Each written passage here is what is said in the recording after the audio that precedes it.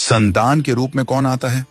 पूर्व जन्म के कर्मों से ही हमें इस जन्म में माता पिता, भाई बहन, पति पत्नी, प्रेमिका, मित्र शत्रु, सगे संबंधी इत्यादि संसार के जितने भी रिश्ते नाते हैं सब मिलते हैं, क्योंकि इन सबको हमें या तो कुछ देना होता है या इनसे कुछ लेना होता है।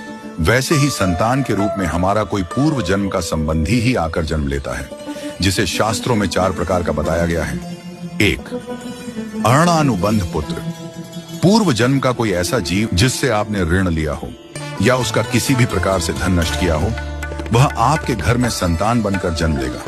वह अपना धन बीमारी में या व्यर्थ के कार्यों में तब तक नष्ट करेगा जब तक उसका पूरा हिसाब न हो जाए। 2.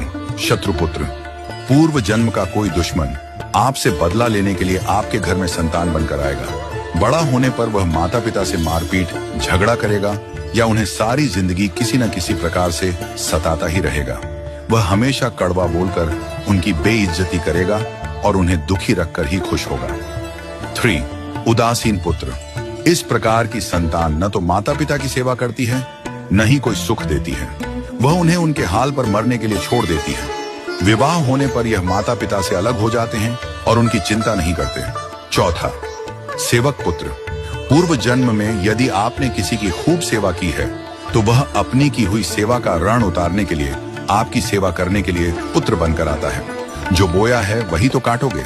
यदि अपने माता पिता की सेवा की है तो ही आपकी संतान बुढ़ापे में आपकी सेवा करेगी, वरना कोई पानी पिलाने वाला भी पास न होगा।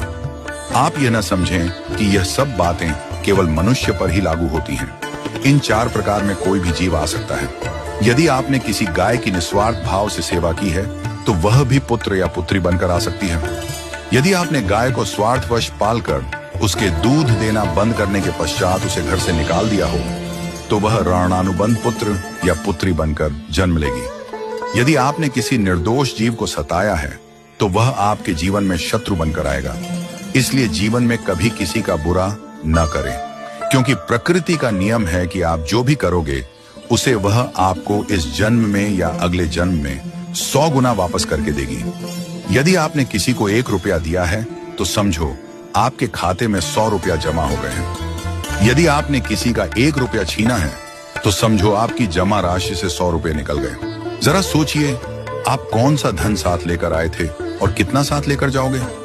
जो चले गए वे कितना सोना चांदी साथ ले गए? मरने पर जो सोना चांदी धन दौलत बैंक में पड़ा रह गया, समझो वह व्यर्थ ही कमाया। औलाद अगर अच्छी और लायक है तो उसके लिए कुछ भी छोड़कर जाने की जरूरत नहीं है, वह खुद ही कमा